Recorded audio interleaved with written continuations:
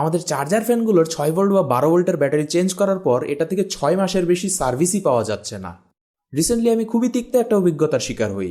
900 টাকা ব্যয় করে 12 ভোল্টের একটা নতুন লিড অ্যাসিড ব্যাটারি কিনে আমি 2 মিনিটও ব্যাকআপ পাচ্ছিলাম না।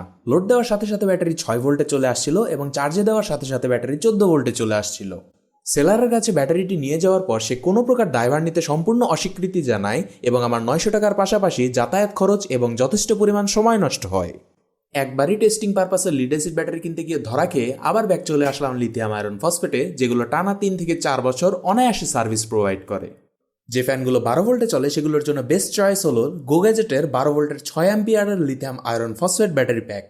ব্যাটারিতে খুবই ভালো মানের বিএমএস এবং 1.2 অ্যাম্পিয়ারের অ্যাক্টিভ ব্যালেন্সার ব্যবহার করা হয়েছে।